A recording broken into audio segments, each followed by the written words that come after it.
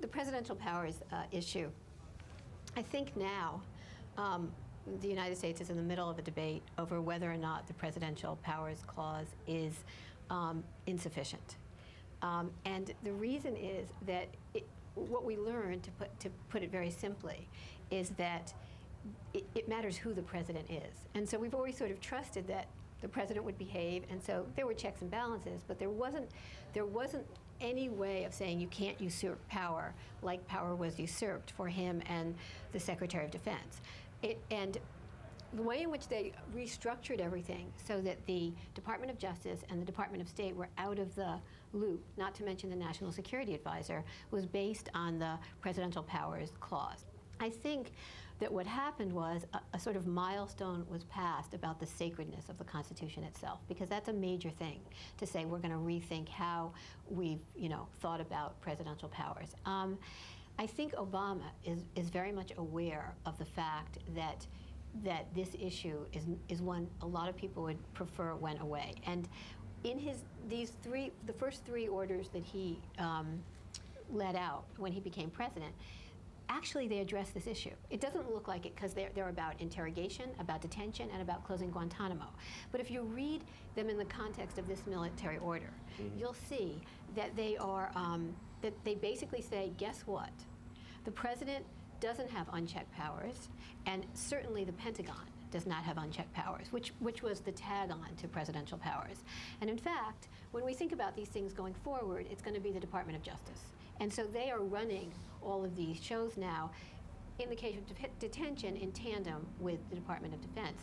And it affects presidential powers because now there's a reintroduction of the conversation, the interagency process, the way it should have been. One of the checks and balances was Congress. Yeah. Well, but Congress seems to have been incredibly passive about this. Why was that? I can tell you in two words. Well, two kind of words. 3,000 people died. Right. And that's what they said time and time again when they've been asked. They'd say, then and later, 3,000 people died.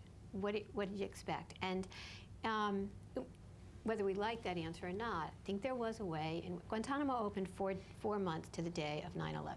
It is very rapid in terms of the emotional destabilization that took place within the country, and the pressure is put on Congress to make sure that the country stayed safe. And I'll tell you something else. I think they were thrilled to defer. You want to handle this? You handle it. And sort of, remember what George Bush did? He said two things that were completely contradictory, and everybody let him get away with it. He said, we are going to restructure, rethink, and extra legalize our process about national security when it comes to terror. And this military order is an example. And at the same time, he said, this is going to be life as usual. Go to the shopping malls, remember that? You do, nothing's going to change. And basically the American people, which I would put in the same basket with Congress, said, fantastic. Nothing's going to change. You're going to handle all the dirty stuff for us. We're done. Goodbye. So there's this one story that one of the members of the JTF tells that I really love, which is that they have 96 hours to build Guantanamo for the first detainees. And they rush around and they do all these, sort of ad hoc things, and they, there's this super team, and they build it. But they think they're building it for detention and for war crimes trials.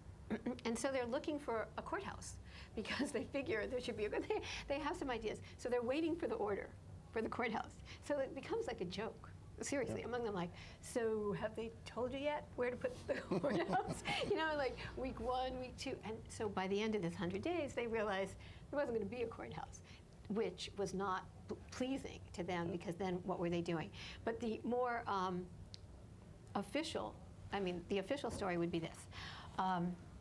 When Nick said that they called the International Committee of the Red Cross in defiance of Rumsfeld and the Joint Chiefs, they called them, they said, you want to come. The minute they'd done that, they changed the calculation on Guantanamo. And Rumsfeld was furious that this had happened because he'd said no, he'd been very clear about it.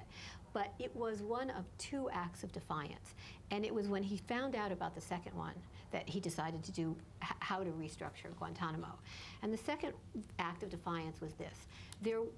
there are two stages of orders in the U.S. military. One is a be prepared order, and one is an execute order. Now, Donald Rumsfeld had worked in the Pentagon before. He should have known this, and they knew he should have known it. On the detention order, the execute order was signed. But on the interrogation order, nobody actually gave it to Rumsfeld to sign.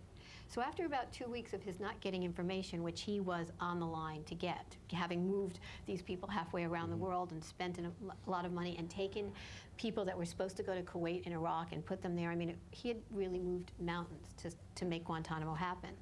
Didn't get his, he wasn't getting his interrogation. He called up in this very public, I mean, within this realm, public video telephone conference, which means a lot of people saw it.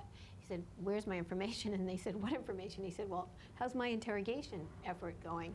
And they said, "Well, you never signed the execute order," which was a pretty radical thing to say to the Secretary of Defense. And they were basically sending him a message, which is, we're not signing this order because we're not going to do this. You've already told us the Geneva Conventions don't apply. You've already told us not to have the ICRC.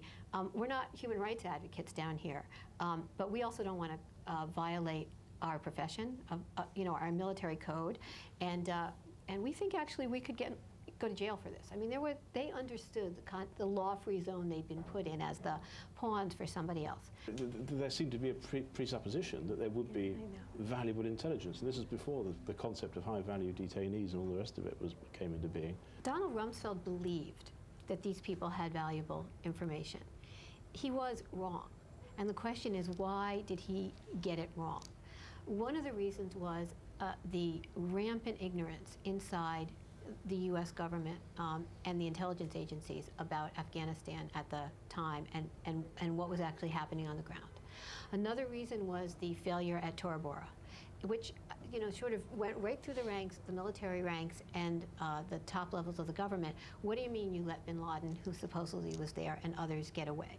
So part of it was after the Taliban and Al-Qaeda got away, after the Tora Bora incident, there was a feeling that they had to have detainees, and they had to have detainees that they could interrogate. There was also a belief that no matter who the detainee was, they'd have information, if not of telling them what was going on the battlefield, they would have some kind of information.